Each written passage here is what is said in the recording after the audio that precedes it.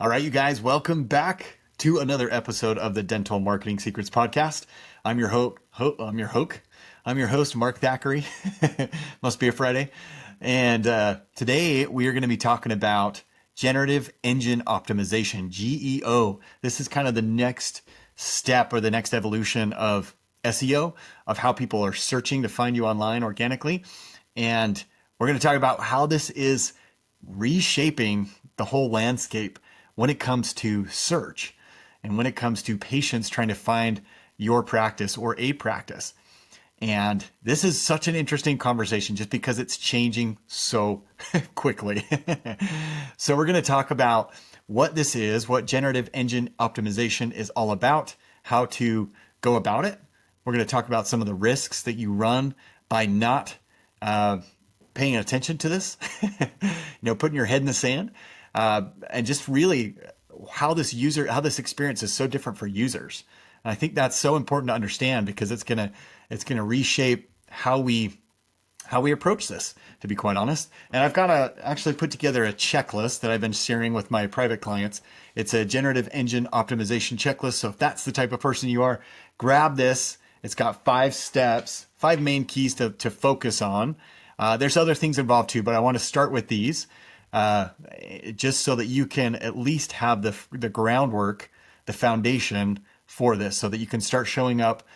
Increases your chances of showing up in those AI overviews, in those generative engine results. So grab one of those. I'll make sure there's a link in the show notes too, so you can grab that. But let's talk a little bit about what this is. For those that have never heard that term before, generative engine optimization, GEO, we are essentially just, one of the best ways to describe it is if you go, let's say you go to Google and you type in dentist near me, or let's say you're researching porcelain veneers specifically, or maybe you're doing your orthodont, maybe you're in Invisalign or clear liners or something like that. So you could be, the traditional way is you type that into Google and it spits out, and this has evolved over time, right?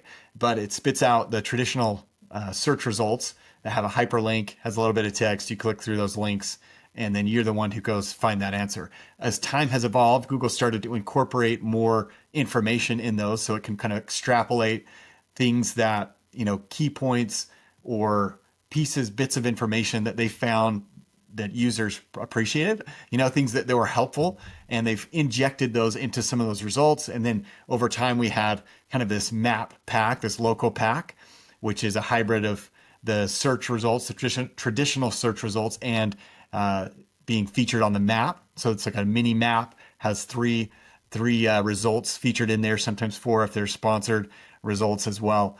And so you've just seen this evolution over time. But now what we're starting to see is on certain searches or certain queries in particular, such as how long do porcelain veneers last, or how long does Invisalign take, you're starting to see Google use what they call AI overviews. And these are responses that they're not like the traditional search results. They don't make you go through all these different links and hunt down the answer. They are really just trying to provide you the answer. So you don't even have to click through to a website. So you're starting to see these in more and more in some of those answers. And it's very similar if you've ever used some of these AI engines to ask questions, to do research, like ChatGPT, for example. If I were to type that same question, ChatGPT, how long does Invisalign take? It's just going to give me an answer, right? It takes takes data from a variety of different sources and compiles it into one summary. And that's what we're looking at. That's what we're talking about with this generative engine, engine optimization. We're just trying to optimize for being inside those results, because that's a much different experience, right? You contrast that with what we did in the past, where they spit out sometimes hundreds of results, potential results that you could go through. And most people don't, right? They usually choose the top 1, 2, or 3 spot, and then hopefully that answers their question. But now most of those options are eliminated. They give you the answer, and yeah, you can ask follow-up questions and refine it and stuff like that. But for a lot of people, I think it'd be interesting just to see. But my hunch tells me a lot of people are just going to go with that original answer. So if you're not in the original result that shows, and usually what happens in that original result is it mentions a few different points, and it has links and that you can follow and go see. For more information, it'll give you a link to this location or that location. But if you're not in that result, you're not even getting mentioned, and you don't even have a chance. Don't even have a seat at the table. And that's a scary proposition, because that's widely different than on the traditional results. Even if you're farther down on the page, some people, still eventually get down there. Not very many, but you still have a chance of showing up, right?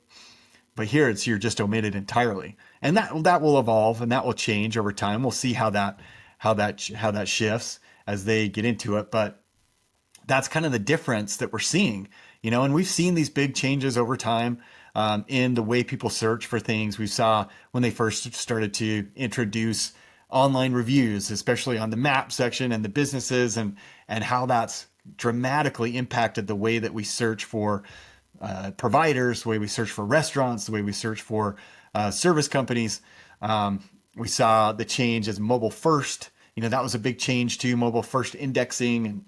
And so this isn't, if you zoom out, we see these things happen a lot, but this one is a big, big shift just because it represents a total shift in the way people are searching, in the way that they're consuming the information. It's as if these people are starting to realize people just want the answer. They don't want to have to do the work to get all the answer. They don't necessarily even want to decide what the answer is. They want the result. And so that's very, very interesting. So here's some statistics I wanted to share too. Let me pull these up so I state them correctly. So it's over 1 billion with a B users interact with AI-driven search results monthly. That's every single month, over 1 billion users. 82% of Gen Z prefer AI tools like ChatGPT or Perplexity for quick research before choosing a service provider. 82% of Gen Z. So if they're the ones that are using it right now, they're most likely going to continue to be using those down the road. 82%. That's a hefty number. And again, if you're not showing up in those results, good luck. I'm not sure what's going to happen, but that's a scary thought.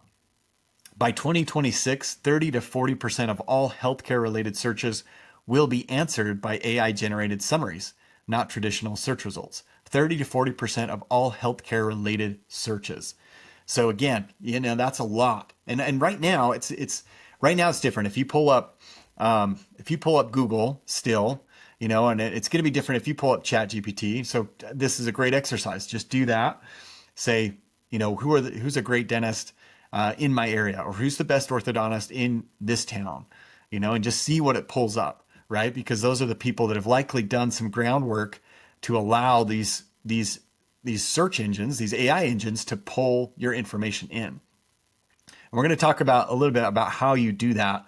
But it's just a great exercise to just see visually and firsthand the differences between the two. Now, if you hop onto Google and you have one of those queries that's more of a question, if it's more of a research type question that has a pretty standard answer, how long do porcelain veneers last? How long does it take for Invisalign? Those type of answers, you're starting to see more of Google just show the answer, the AI overview. And again, it's just cutting down on that, on the time it takes for the user to come up with the answer. You don't want to make them go through all these different sites just for a simple answer. So it's good. I think some of it will depend on what type of questions are being asked, what type of queries are being made. So that'll be interesting, because right now I'm not seeing, dentist, emergency dentist near me, something like that. And Google is still showing those traditional links, still showing, the map pack so that you can see visually where they are, where those results are. So but again, things could change, and things will change. We're starting to see how quickly they can change. It's just fascinating. So it's not necessarily the same. We can't necessarily be doing the same things that we've always done, But the good news is that when we're talking about how do we prepare for this, how do we show up on these AI searches, there's a lot of crossover with traditional best practices in SEO. So if you're already doing a lot of these things, that's going to help. That helps build that foundation that I spoke of earlier. But there are a couple additional things that these AI engines like. And so again, grab your checklist if you haven't, or if you want it. It's a good way to look at it and just have something to go off of, right? Especially if this is new to you, new language, new whatever, then grab that checklist. It'll make it a little bit easier. Okay, let's get into that. How do we prepare ourselves? How do we prepare our practices to show up on these AI overviews, these engine generated responses? So it's like I said, there's some overlap, but this one, and this is a good practice to do. It's called using structured data, and you get into this is kind of the technical side of SEO. But what we're talking about here is this structured data is essentially this is like the natural language of these engines. As they love to see it in this because it's clean, it's easy for them to process, it's clear. There's not a lot of gray area, and so when it's structured like this, it improves your chances of showing up in the right way. So so sometimes it's easier to explain if you don't do it the right way. If you're not, without this, it can lead to, without properly structured data on your site, and there's bits of data for almost everything. You can get into nitty gritty, but without it, let me just finish that thought. Without it, you run the risk of being misrepresented or completely omitted, and that's the scary thought, is that you might not even show. But with it increases your likelihood that you're going to show up in those results. It's a good practice to be doing anyway, just because it makes that communication clear, helps these engines understand who you are, what you do, where you're at, how to contact you, services you provide, even reviews, things like that. You can get pretty granular with a lot of this. And so if that's structured right and it's reading properly, your chances go way up, especially if you get into these very specific searches. If someone's searching for an insurance-based dentist in your area and you have properly structured data on your site and you have content to back that up, man, your chances go way up to show in those top results and to show in some of those AI overviews. And so it's pretty cool. I'm not going to get into the details of how to do this, because there's a lot of resources out there. But just know that this structured data is a key cog in this wheel, right? So the second one is, and this has been a good SEO practice for a long time. It's building out really good content. We're talking about relevant. We're talking about conversational. You don't want to sound like a robot. You don't want to sound overly technical or stuff it with a million keywords so that it doesn't read well.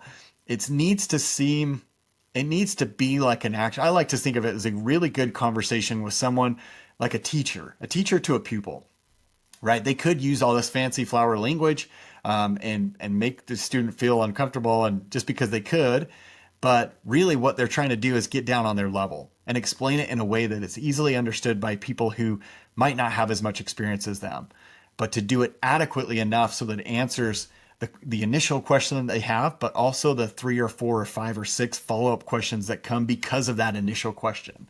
Okay. So that's what they like to see. They like to see you as the expert. They like to see you as the comprehensive resource or guide to answering this question in that area. And what's one of the distinctions, one of the things that's different. So that's kind of been a traditional SEO best practice for a while. It's evolved in some different ways. But yeah, you're trying to answer all those questions. You're trying to be an authority on the topic. You're trying to demonstrate that you value the patient, that you're an advocate. You're all these different things, right? But what's a little bit different when it comes to AI is that now you're starting to see these things that, all right, let me take a quick drink. But so think about it in terms of this. When you are, again, it's helpful to go through the exercise of how this works and how you see these overviews come back, these generative engine results come back, because they're just these blocks of information. They are the answer, kind of spelled out for you. And there's links again if you want to dive further, but it's all there in an answer. And so when we're thinking about this content, when you're creating these content, if you're going through your website and you're looking at your key service pages, let's say Invisalign, or let's say, you're talking about veneers or things like that, you want to put together things that can be highlighted in an answer, in one of those AI overviews. So you want to just take that chunk and have it show right there. And if it sounds off, if it sounds too technical, if it sounds like a robot, if it's too keyword stuffed, they're not going to include that, right? It's just not going to make the cut.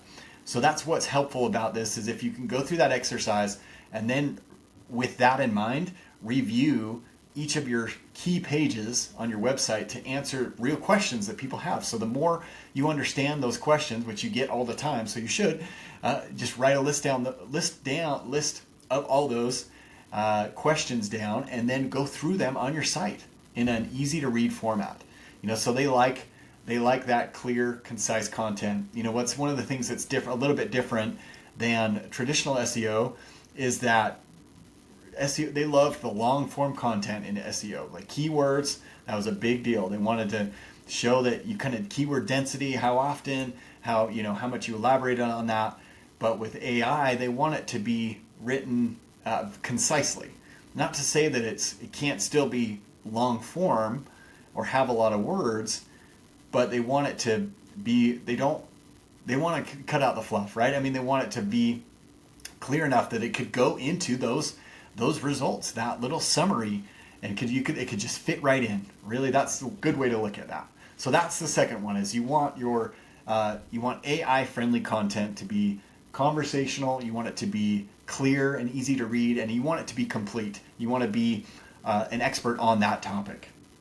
Third, let's get into Google Business Profile Optimization. So this has been, again, it's one that is a big factor in SEO, is you got to optimize your profile so that you're showing up, because we're talking about local search results. That's what we're about. The 5 to 10 mile radius, that's key, for a lot of us. Some of our practices are a little farther out. You have a bigger radius to work with. But for most of us, it's those local results. And this is what's interesting about the AI versus traditional search results. If you look at, it's kind of going back a little bit, but if you look at the difference, if you were to pull up, if you see one of the Google overviews, for example, an AI overview, and it shows links to different things, a lot of those links are not necessarily local. That's a huge component of SEO, is how, excuse me, the proximity to the searcher are you? How close are you to where is the searcher at that point that they submit that query, right? That's a big component. And now we're not seeing that with these AI, like the AI overviews, for example. It's pulling content. So I searched one for, cosmetic dentist in Salt Lake City, and had something to do with that. And I was getting results from South Carolina. I was getting results from all the way on the West Coast, and it was all over the map. It was pulling what they deemed as the best content or relevant content for that. It wasn't necessarily transactional in the sense that they were thinking, oh, these would be the best providers in your area. So that's something that's very interesting. I think that might change moving down the road, but we'll see. We'll have to wait and see what happens there, because that's a big part of SEO, is just how close you are to those. And that's where this Google Business Profile comes in. And if you have an optimized profile, meaning if you've flushed it out and you have, you've got all your services listed on there, you have photos that you're adding to, you're posting on there on a regular basis, you have the Q&A, which may or may not be going away. We've heard that time and time again. But if you're taking advantage of all the assets on there and the information that you could put on there, and you're getting reviews, and with a consistent basis and have a good overall rating, then that's going to factor in. Like that's a huge benefit because these AI engines still pull from the reviews. That's a good signal because again, it's a user signal. It's user driven. It's not me saying how great I am, but it's 3 or 4 or 5 or 6 or 12 other people in different areas telling Google or telling these engines how great I am, and that carries a lot more weight than if it's just me up here on my soapbox. So think about it that way. If you can optimize your profile, then that's a good one. I mean, it just helps you in both directions, SEO and with GEO. So that's a great one. That one's nothing really new, but it's just a good reminder because a lot of people just set it and forget it, and that's not how you should treat your Google Business Profile. Okay, fourth one. This is a little bit of overlap because it has review in it as well, but review and reputation signals. So AI models, they put a lot of emphasis on the sentiment, on the feeling of those reviews. Obviously takes into account your ratings and how recent these reviews are. That's something we talked about on the show before. It's just that your reviews need to be, you can't just stockpile a ton of reviews and then call it good. No, they don't like to see that. They want to see consistency over time. And again, I can't emphasize this enough, but every time you get a new review, it's a huge signal back to these engines, back to Google, Microsoft. I mean, it's a huge signal back to them, huge ping, and they're saying, man, there's another person that had a great experience at your practice. Imagine them getting pinged day in and day out. That's a huge boon for your business if you're trying to show up in SEO and in GEO.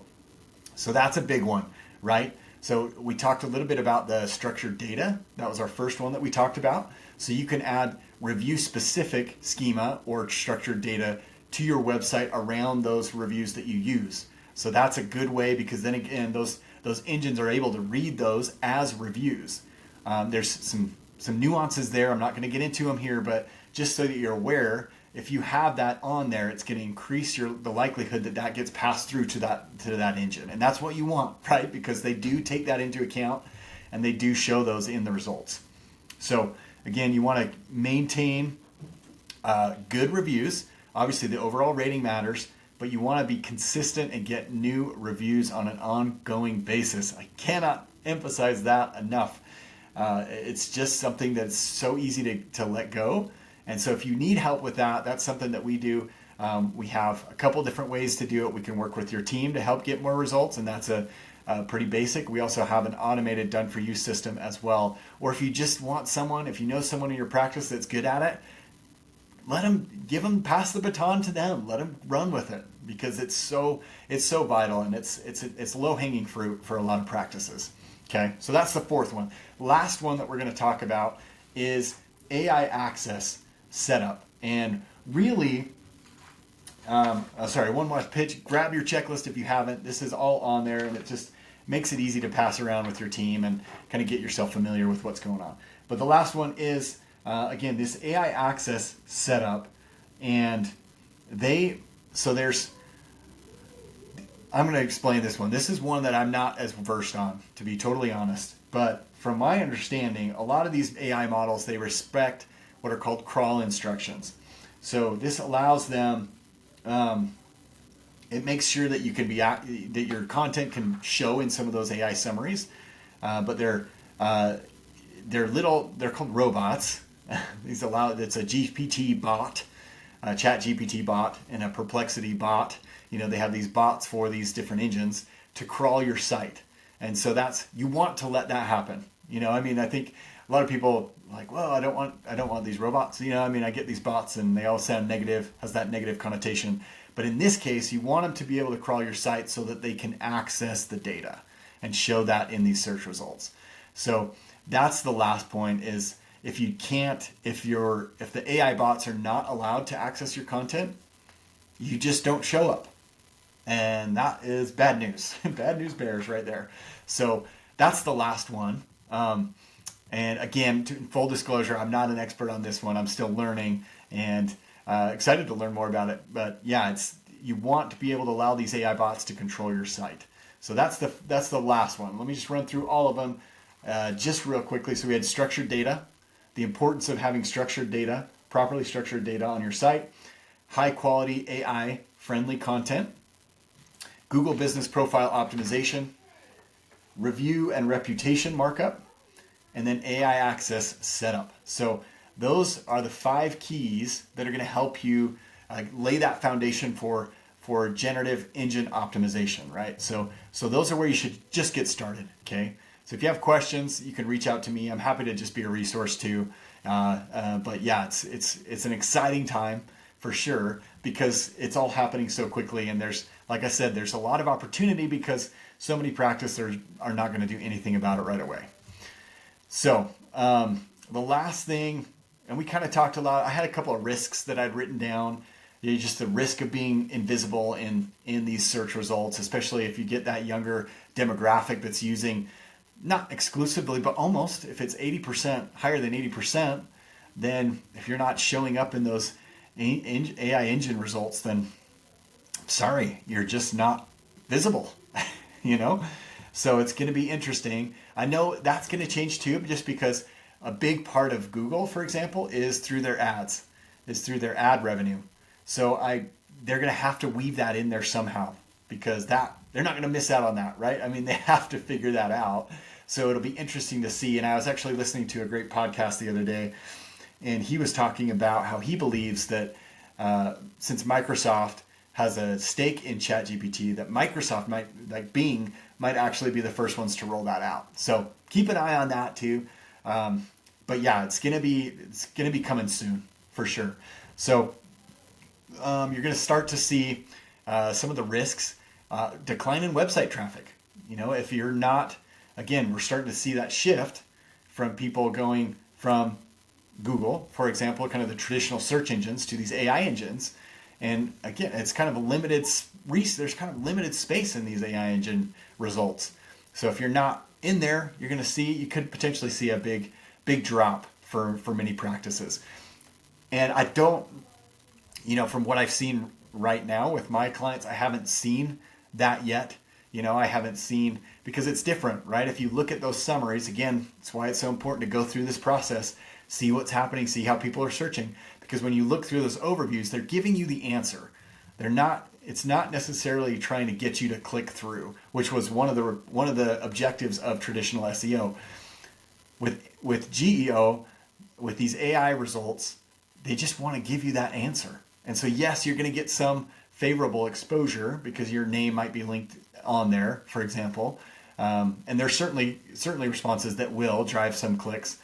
But I think there's going to be a lot where they just see the result and that's it. They get the answer.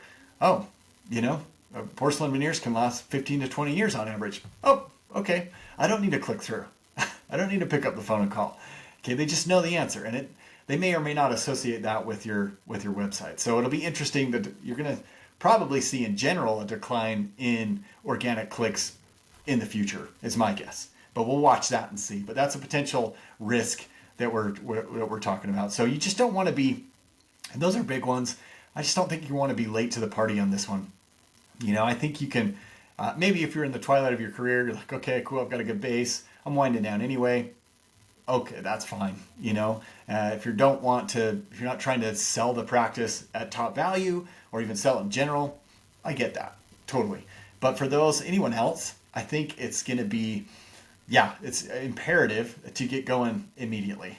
So those are my tips for now. These are going to change, as we over time. I think a lot of it will stay still relevant, but we're going to see new layers being added on. So it's going to be fun to see how this changes. So stay tuned on here. I'm going to have some good interviews in the next few months as we see more of this take shape. But if you have any questions, please reach out, mark@markthackeray.com. I'd love to be a resource wherever I can. Or if you're looking for some help, let me know. We've got a few openings right now. We're about 90% capacity, so we only have a couple more spots depending on what the scope is. But if you do need some help, good place to just reach out. We can start a conversation, or we have good referral partners too. So hope you enjoy the show, and we'll talk to you next time, my friends.